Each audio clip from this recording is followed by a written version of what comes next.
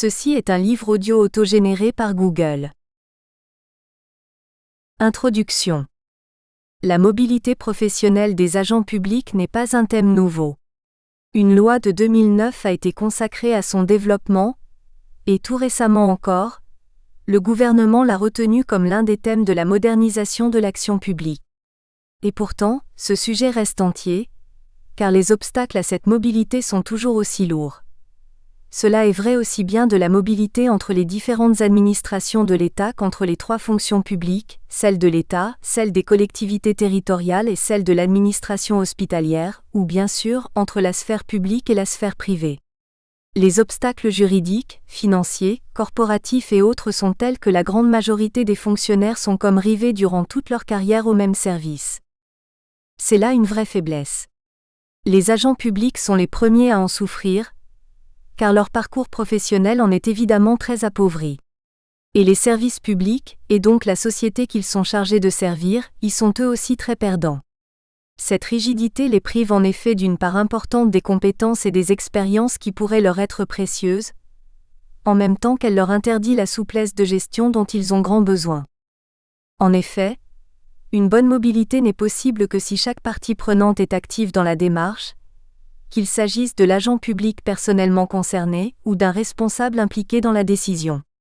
Il est capital de créer ou de laisser se créer de la fluidité dans les systèmes, d'assurer de vraies marges de manœuvre, donc des possibilités d'essai, d'expérimentation, d'aller et retour permettant des apostrophes osées sans crainte.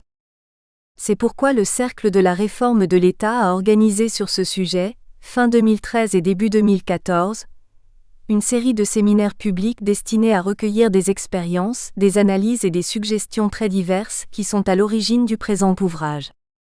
Ce cercle est une libre association, rassemblant principalement des fonctionnaires de toute spécialité et de toute appartenance, mais aussi des chercheurs et universitaires, ainsi que certains responsables d'activités privées. Il se veut expressément indépendant de toute appartenance politique ou corporative. Ses membres ne représentent qu'eux-mêmes, et en aucun cas un parti ou une administration. Sa finalité est d'élaborer et de proposer des réformes de la sphère publique qui lui permettent à la fois de mieux servir la société tout en lui coûtant moins cher, et d'utiliser pleinement les compétences de ses agents tout en leur permettant de s'épanouir dans leur travail. Un bon développement de la mobilité des agents publics est l'une des voies nécessaires d'un tel progrès. D'où l'initiative du Cercle. Étant donné la diversité des catégories concernées par le sujet de la mobilité, il nous est apparu essentiel de permettre à leurs représentants de s'exprimer dans ce livre. Aussi y trouverez-vous à la fois des analyses d'experts, des confrontations de points de vue entre des dirigeants publics amenés à recruter et donc à anticiper des besoins en compétences nouvelles, des candidats volontaires pour un changement de fonction, de métier, de zone géographique, et des acteurs publics ayant vécu personnellement les problèmes engendrés par des mobilités subies. Sont notamment analysées les pratiques d'accompagnement, de conseil, d'orientation, de gestion des carrières, de valorisation de compétences déjà mises en œuvre, ainsi que les mobilités sur le terrain vues par des représentants de diverses catégories concernées, ou encore le partage d'expériences de mobilité du privé adaptables au public. S'en dégagent des éléments de vision prospective sur le devenir des mobilités dans chaque fonction publique ou entre elles, avec des recommandations pratiques pour enfin impulser, encourager, déployer concrètement des mobilités à tous les niveaux. L'important est qu'en définitive, ces responsables très différents partagent très largement leurs analyses et leurs recommandations. Ils convergent en particulier sur le double constat que de substantiels progrès dans ce domaine sont urgents et indispensables, et qu'ils impliquent, à tous les niveaux hiérarchiques, une vraie prise en compte de la dimension humaine de la gestion administrative. Un progrès décisif dans le développement de la mobilité peut être un réel initiateur. Si la mobilité est questionnée dans cet ouvrage, alors qu'elle existe et a existé de tout temps, c'est notamment parce qu'elle focalise aujourd'hui un ensemble de crispations sociales, de blocages, de peurs, d'incompréhension sur le sens des évolutions, de craintes face au changement. En effet, alors que la sécurité de l'emploi public était naguère favorable à certaines mobilités dans un parcours sécurisé, aujourd'hui, dès lors que la suite du parcours n'est plus assurée, son défaut constitue un frein au changement. Pourtant, la fonction publique met en avant l'importance de la gestion des carrières pour tous, dirigeants, cadres et agents, et prône la valorisation des parcours professionnels. Mais elle agit comme si une telle prise de position pouvait suffire pour motiver les responsables de terrain, et pour qu'ils s'emparent des marges de manœuvre dont ils disposent. C'est ignorer la culture publique de priorité des règles. Or celle-ci est déterminante, si bien qu'à force de sanctification de l'ordre établi, plus rien ne peut bouger, et que tout mouvement est immédiatement considéré comme un ennemi, un corps étranger qu'il faut expulser ou annihiler. D'où ce paradoxe, ce sont les acteurs des systèmes eux-mêmes qui en deviennent les facteurs bloquants.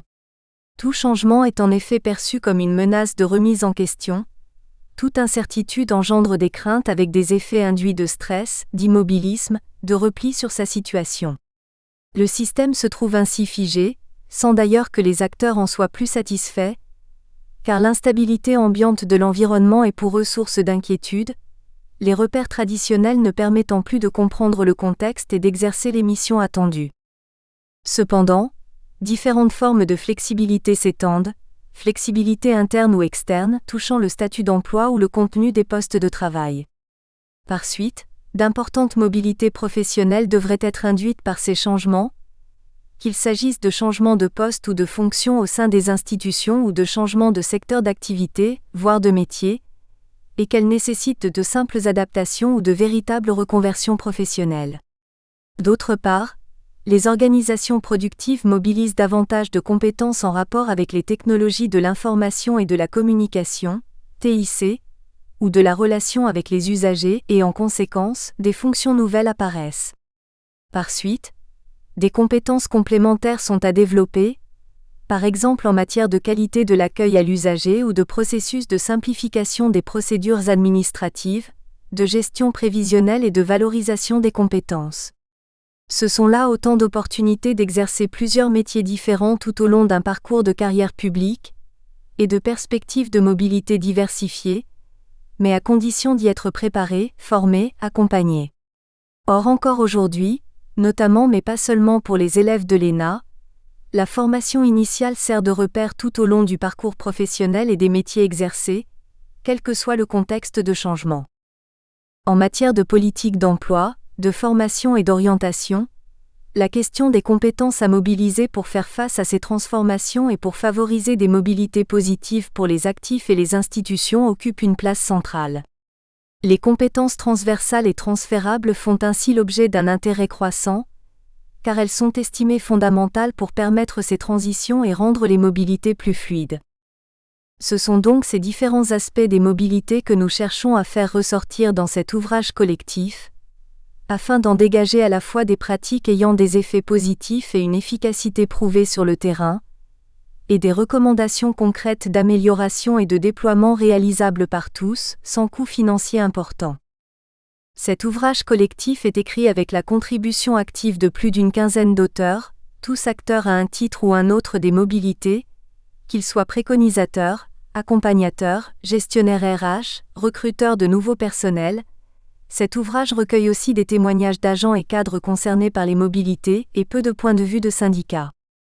Cette construction est symbolique de la question des mobilités de la fonction publique et de la façon dont elle est prise en compte aujourd'hui.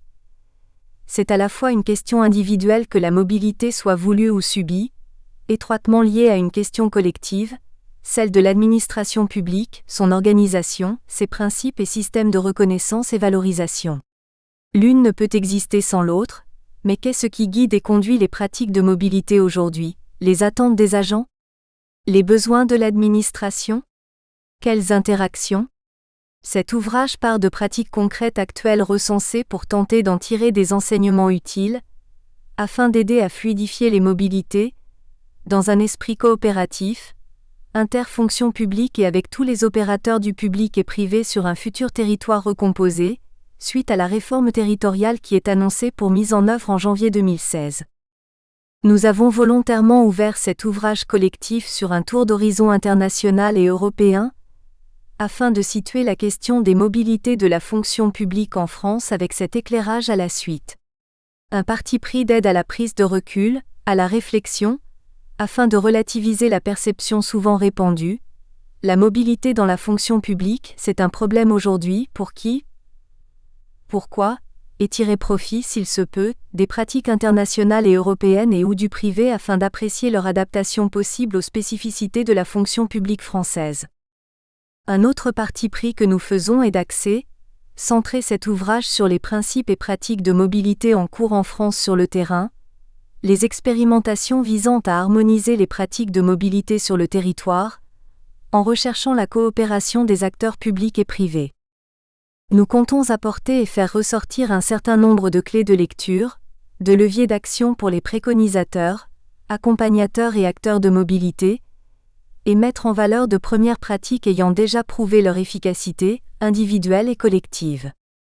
Comme le dit le titre de cet ouvrage, pour une fonction publique plus mobile, développer la mobilité de la fonction publique passe par l'assouplissement de l'administration et des choix plus collectifs, plus consensuels au plan humain.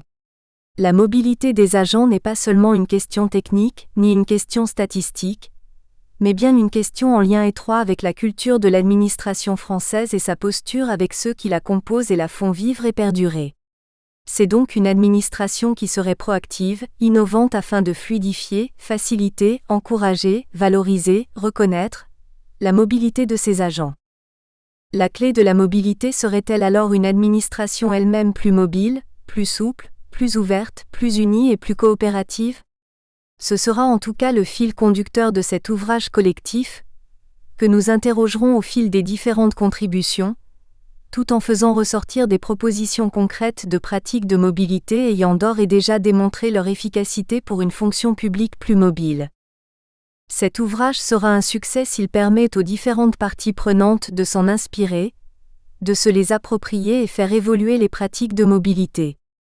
Et permettez-nous de rêver qu'il suscite des réactions et compléments aux contributions de cet ouvrage, et aussi qu'il encourage de nouvelles expérimentations, actions et déploiements de pratiques de mobilité individuelle et collective dans cette période de transition, qu'il mène à plus de transversalité, d'échanges en réseau sur le terrain, qu'il conduise à plus travailler ensemble sur un sens commun au service du public. Enfin, permettez-nous d'espérer que de nouveaux auteurs et acteurs oseront innover et agir, et seront prêts à témoigner dans un prochain ouvrage, de nouvelles pratiques de mobilité et accompagnement des mobilités, de management d'équipes recomposées sur un sens commun des missions suite à des mobilités, en vue de capitalisation de pratiques et coopération d'acteurs. Serait-ce là une alliance efficace dans la conduite de changement et la transformation sociétale? Partie 1 Mobilité et les trois versants de la fonction publique. Où en est-on? Cet ouvrage débute par un tour d'horizon international et européen afin d'ouvrir la question des mobilités de la fonction publique sur des perspectives qui ne soient pas que franco-françaises, et de permettre ainsi une prise de recul suffisante. Aussi, dans le contexte actuel d'une administration française proche d'une réforme territoriale majeure avec le regroupement en 13 régions, nous avons retenu pour la France 2 points de vue, celui de la centrale, la DGAFP, pilote national des RH de la fonction publique, et un regard régional, celui du Nord-Pas-de-Calais, région engagée dans des dispositifs innovants qui impliquent l'ensemble des acteurs de ce territoire. Le tour d'horizon international montre que les enjeux individuels et organisationnels sont étroitement liés, et fait ressortir l'importance d'une administration qui, tout en restant pleinement attachée aux valeurs du service public, intègre les impératifs de la nouvelle gestion publique, et soit donc souple, adaptative, évolutive et assure l'autonomie de chaque agent, celui-ci devenant acteur de son propre parcours, en cohérence avec le collectif de travail. En France, le terrain régional perçoit la mobilité plutôt comme une longue marche, avec une question de fond qui est: comment évoluer d'une gestion par les statuts à une gestion par les compétences? Dans le Nord-Pas-de-Calais, les réponses concrètes ont pris la forme d'un comité régional des employeurs publics, qui travaille dans un esprit de partage pour faire du reclassement, mieux former et accompagner les agents, constituer un vivier de compétences pour un marché de l'emploi interfonction publique, et améliorer l'attractivité de la région. À l'échelon stratégique national, au-delà des freins et des leviers de la mobilité, la question majeure est celle des perspectives de la politique globale RH de la fonction publique française et du comment agir.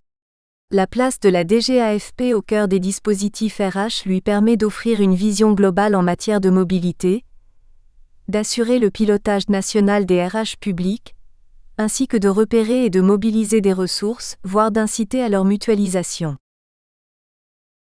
La mobilité professionnelle, perspective et comparaison internationale. Charles Despres. Charles Despres est professeur-chercheur en théorie des organisations, grandes écoles, directeur général de Passage Professionnel, ancien directeur des programmes internationaux OMBA du Conservatoire national des arts et métiers. La mobilité professionnelle des fonctionnaires est un enjeu important et une préoccupation pour au moins deux groupes de personnes: les fonctionnaires eux-mêmes et les professionnels de la RH qui les gèrent. Ceci est vrai partout dans le monde, mais pour bien comparer la mobilité professionnelle entre les pays, il faut tenir compte des répercussions de la culture, de la politique et des systèmes nationaux. Ainsi, par exemple, les mobilités professionnelles en Finlande, à Fidji et en France sont significativement différentes. La réalité de la mobilité et ce qu'elle signifie varie considérablement entre ces pays. Cela est trop souvent ignoré lorsqu'on recherche des points de référence pour évaluer les pratiques et les performances propres à chaque pays. La façon la plus utile d'apprécier la mobilité des fonctionnaires selon les contextes nationaux passe par un ancrage dans les normes et pratiques professionnelles qui sont généralement acceptées, les référentiels, et cela implique de se référer au domaine académique connu sous le nom de l'administration publique, public administration. Chaque système national s'adapte en prenant en compte ses spécificités, mais ce domaine académique sert de référence. Ainsi, les principes d'un marché libre capitaliste sont aujourd'hui à l'œuvre aussi bien en Chine ou en Russie qu'aux États-Unis, mais appliqués de manière très différente. Ceci est tout aussi vrai de la GRH. Les principes sont une chose, leur application locale en est une autre. Aussi devons-nous d'abord nous demander comment la mobilité des agents est représentée globalement, dans l'ensemble des administrations publiques, et à partir de là examiner comment elle est conçue et appliquée dans un nombre limité de pays. La mobilité et l'administration publique, deux perspectives. Il y a accord général sur le fait qu'il existe deux approches différentes de la mobilité professionnelle. Une dans une perspective individuelle, l'autre dans une perspective organisationnelle, dans laquelle l'agent est intégré. Ces deux perspectives sont à la fois différentes, entrelacées et complémentaires. La première perspective concerne la carrière individuelle dans la fonction publique, le chemin qu'il faut suivre, les possibilités d'avancement, l'appréciation personnelle du développement professionnel, la satisfaction au travail. La seconde implique les systèmes qui gèrent les agents employés par une administration publique. Leurs compétences, leur formation et leur développement, l'application de leurs connaissances dans le milieu de travail et leur bien-être général, ainsi que l'efficacité des systèmes de ressources humaines eux-mêmes. La première perspective repose sur le concept d'une carrière et sur la planification de sa propre carrière. La seconde renvoie au concept de gestion des ressources humaines et à la gestion prévisionnelle des emplois et compétences, GPEC.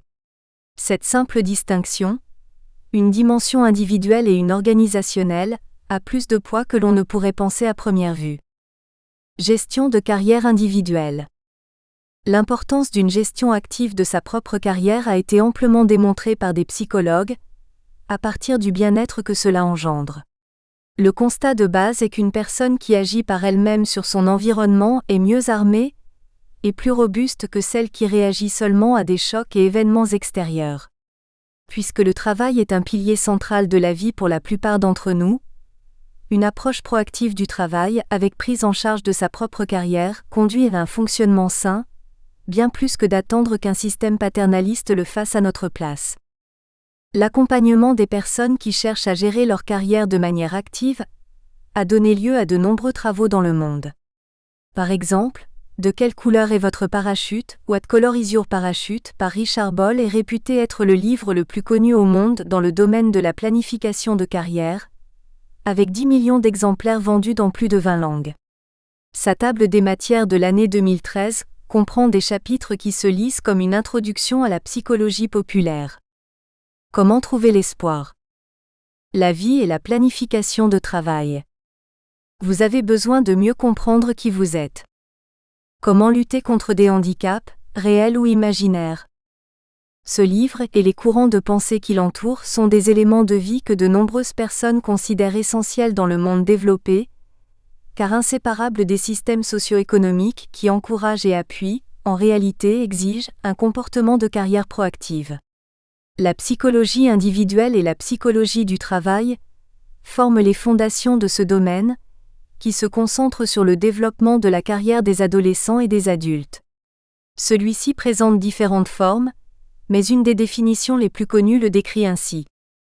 Les processus psychologiques et comportementaux, ainsi que les influences contextuelles qui façonnent sa carrière sur la durée d'une vie. En tant que tel, le développement de carrière implique la schématisation de sa propre carrière par la personne, son style de prise des décisions, l'intégration des différents rôles dans une vie, l'articulation des valeurs et la cohérence des rôles choisis et son concept de soi. La notion de mobilité peut être un facteur dans la gestion de carrière personnelle, mais elle est un moyen plutôt qu'une fin. Pour faire progresser leur carrière, leur situation de vie, les individus peuvent faire des choix qui impliquent ou non de faire de la mobilité.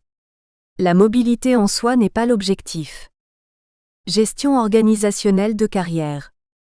Depuis leur création, les administrations publiques à travers le monde ont réussi la gestion de leurs agents d'une manière ou d'une autre, mais la notion de gérer activement l'ensemble des carrières des agents pour améliorer l'efficacité d'un service public est un développement récent.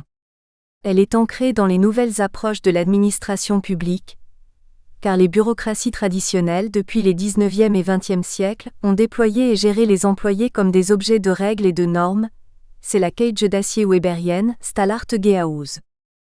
Depuis les années 1950, la plupart des économies développées ont adopté une approche professionnalisée de la gestion des fonctionnaires, compte tenu des normes et des principes professionnels évoqués par l'émergence du domaine académique dit de l'administration publique. Ce nouveau domaine a explicitement reconnu la nécessité d'appliquer aux institutions publiques des méthodes de gestion modernes, rationnelles, efficaces, axées sur les résultats. Il a également reconnu un certain nombre de différences fondamentales avec le management du secteur privé. Notamment que les citoyens sont la raison d'être de l'administration publique, c'est pour eux, pour leur offrir un service de qualité que s'exercent les missions publiques. Ils ne sont pas comme dans le privé la cible d'un marché, des consommateurs qu'il faut convaincre. Depuis les années 1990, la notion de la nouvelle gestion publique, NGP, transforme progressivement les pratiques dans un certain nombre d'administrations publiques à travers le monde, plus particulièrement dans les économies libérales, USA, RU, Australie et dans une moindre mesure, le reste de l'OCDE, et actuellement se positionne comme la nouvelle norme en ce qui concerne la gestion des institutions publiques. La NGP s'inspire de certaines des pratiques de management du secteur privé, et considère les citoyens comme des clients d'un service public, et non plus comme des usagers passifs du service public. Ceci entraîne une transformation progressive et profonde de la culture de service au public, et tend à conduire à la division des grandes bureaucraties centralisées en unités plus petites, plus réactives, plus proches du terrain et des citoyens. L'introduction de la concurrence entre différents organismes publics ainsi qu'avec des entreprises privées, afin d'avoir le droit à offrir des services publics. La mutualisation, voire l'externalisation de certains services, grâce auxquels l'efficience est censée être augmentée et les coûts réduits. L'utilisation des incitations économiques, par exemple, des primes, une rémunération basée sur la performance collective ou individuelle, afin de promouvoir une plus grande efficacité. L'application de logiques et de modèles issus de cette nouvelle gestion publique a un certain nombre de conséquences pour la gestion des fonctionnaires, leur carrière et le concept de la mobilité. 1. La première est que la fonction RH d'une administration publique devient nécessairement professionnelle et que les agents dans un tel système sont considérés comme des actifs importants et coûteux, et que par suite, leur gestion efficace et efficiente est importante. 2. La seconde conséquence est que la plupart des règles qui cadrent et limitent l'action dans les bureaucraties traditionnelles sont assouplies. Les fonctionnaires sont face à des objectifs et deviennent eux-mêmes les sujets de plans de développement, de systèmes d'évaluation et de performance, de programmes de succession et de mobilité qui s'adaptent aux besoins. 3. La troisième est que la mobilité des fonctionnaires est augmentée et encouragée, puisque les systèmes RH sont dans la posture de nourrir un vivier de talents, motivés et en constante évolution et cherchent à déployer les ressources et énergies de la manière la plus efficace possible en fonction des besoins et perspectives, en anticipant les évolutions. Ces déclarations peuvent paraître idéalistes, mais elles ont une base solide dans la réalité. À titre d'exemple, visitez le site web du gouvernement australien et voyez comment il encourage la planification de carrière individuelle. http://careers.vic.gov.au/exploration/a-fr-workplace. Le carrière personnel et les cheminements organisationnels. Les schémas ci-dessous décrivent le contexte général dans lequel le débat sur la mobilité se trouve. La première remarque à faire est que la mobilité est un moyen pour parvenir à une fin, non une fin en soi, à la fois pour le fonctionnaire et son administration publique. Le deuxième point est que les intérêts sont imbriqués, les intérêts de l'individu et ceux de l'organisation. Expérience et logique montrent clairement que dans certains cas, les intérêts des deux parties sont servis simultanément, mais certainement pas toujours. La notion de mobilité est située sur un continuum impliquant une action volontaire et une action contrainte. Un certain nombre de résultats sont possibles. 1. Mobilité permettant à un fonctionnaire d'avancer sa carrière, souvent la mobilité intra-organisationnelle. Dans le meilleur des cas, les intérêts des deux parties sont servis. 2. Mobilité par laquelle un fonctionnaire change d'employeur pour faire avancer sa carrière, mobilité interorganisationnelle. Cela peut servir les intérêts de l'administration publique d'origine, ou non. 3. Mobilité fonctionnelle et ou géographique contrainte, où l'employeur contraint officiellement ou officieusement le fonctionnaire à changer de rôle, de fonction, de lieu, afin de servir les intérêts de l'organisation. L'expérience récente en France, post-RGPP, fournit de nombreux témoignages sur les intérêts en jeu dans ce scénario. 4. Mobilité du public vers le privé, où le fonctionnaire quitte son emploi au sein de la fonction publique, pour échapper à une situation qu'il juge insupportable, se maintenir dans un territoire géographique, raison familiale souvent et nourrir sa carrière d'autres expériences et d'autres visions, surtout lorsqu'il obtient un poste en Europe ou à l'international. Il est clair que la mobilité est un moyen pour faire avancer deux ensembles d'intérêts, dans un seul et même temps, au sein d'un espace organisationnel relativement contraint. Il y a donc un système complexe composé de deux acteurs dont les intérêts interagissent chaque jour. La situation globale peut être schématisée comme suit. Voir tableau 1. Le point clé du tableau 1 est que la mobilité d'un fonctionnaire est enracinée dans deux systèmes, ceux de l'individu et de l'organisation, et que les fonctions RH sur lesquelles nous nous concentrons souvent sont des tentatives de négocier et de faire converger les intérêts des deux. Comparaison de mobilité entre différents pays. Comparer les taux de mobilité entre les différents pays n'a pas toujours un sens clair. La pratique est assez courante mais le sens de tels taux ne se transporte pas aisément entre contextes nationaux. Ce qui peut être considéré comme un taux élevé de mobilité dans un pays, sera considéré comme faible dans un autre. Autrement dit, le sens est contextuellement dépendant et le contexte national est la clé en ce qui concerne la mobilité des fonctionnaires. Prenons par exemple les données du gouvernement américain, où un Senior Executive Service, C, a été créé en 1978 pour gérer la carrière des fonctionnaires qui occupent les postes supérieurs de gestion et de politique dans le gouvernement fédéral. Le CES est la seule autorité qui gère les carrières de plus de 7100 cadres supérieurs dans tous les ministères et organismes fédéraux. L'association Partnership for Public Service a commandé une étude de McKinsey sur la mobilité de ses cadres supérieurs en 2012. En supposant que le gouvernement fédéral des États-Unis soit un des principaux promoteurs des pratiques de la nouvelle gestion publique, les résultats sont révélateurs. Voir tableau 2. L'étude résume en effet que, malgré ses avantages, la mobilité des cadres est sous-utilisée dans le gouvernement fédéral des États-Unis, et poursuit en citant ce qui suit. 48% des 7100 cadres C ont occupé la même position, dans la même organisation, pour l'ensemble de leur carrière. 44% ont occupé différents postes au sein de la même organisation. 30% travaillent en dehors de la région de Washington DC. 8% ont travaillé dans plus d'un organisme au cours de leur carrière. L'étude cite les obstacles à la mobilité tels que 1. Au niveau fédéral, le principal obstacle est l'absence d'un système pangouvernemental visant à faciliter la mobilité. Les cadres comptent sur le bouche à oreille pour connaître les opportunités. 2. Au niveau des agences, un obstacle majeur est une forte préférence de certains organismes pour les experts techniques. Ces agences n'apprécient pas de prêter leurs experts ou d'ouvrir des possibilités de rotation à des cadres qui n'ont pas des compétences techniques semblables. Ils conservent donc les talents existants et font peu d'efforts pour intégrer les cadres entrants. 3. Au niveau individuel, les perceptions négatives de la mobilité, beaucoup la voient comme une punition ou un changement ingrat, les découragent de chercher des possibilités de rotation. 4. De plus, le manque d'aide financière adéquate pour la relocalisation géographique est un facteur dissuasif, même si la plupart des affectations n'obligent pas de changer de ville.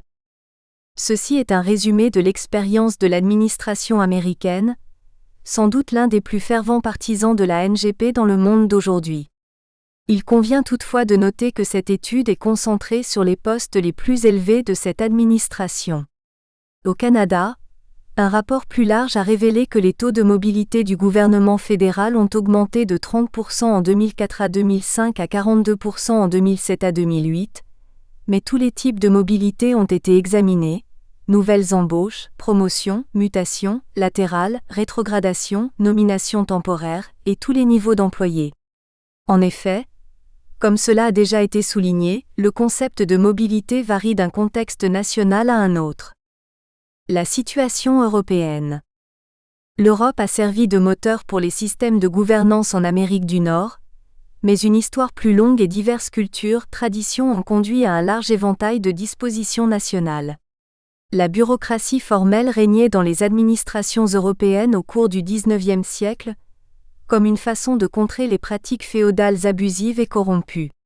La situation actuelle révèle dans l'Union européenne un mouvement vers des systèmes de gouvernance type NGP, mais avec des principes et des pratiques adaptés à des contextes nationaux divers, qui peuvent être divisés en contextes bureaucratiques et post-bureaucratiques. En 2010, Demke et Mohanen ont publié les résultats d'une étude sophistiquée centrée sur les systèmes de gouvernance dans l'UE. Pour faire face à la complexité des contextes nationaux et aller plus loin que les systèmes de classification existants, ils ont développé un instrument qui mesure les principales dimensions de la bureaucratie traditionnelle parmi les 27 pays. Ce système de mesure est calqué sur les éléments centraux de la bureaucratie traditionnelle, comme décrit par Weber, et comprend 5 grandes dimensions RH d'un système national de gouvernance. 1. Statut juridique. Public versus privé ou d'autres types de contrats de travail. 2. Carrière. Existence d'une structure centrale qui gère les carrières. Entrée par le bas et progression programmée. 3. Recrutement. Exigence de recrutement spécifique, gérée par une structure centrale. Expérience dans le secteur privé jugée non pertinente. Nous espérons que vous avez apprécié cet aperçu. Pour continuer à écouter ce livre audio sur Google Play Livres, utilisez le lien dans la description de la vidéo.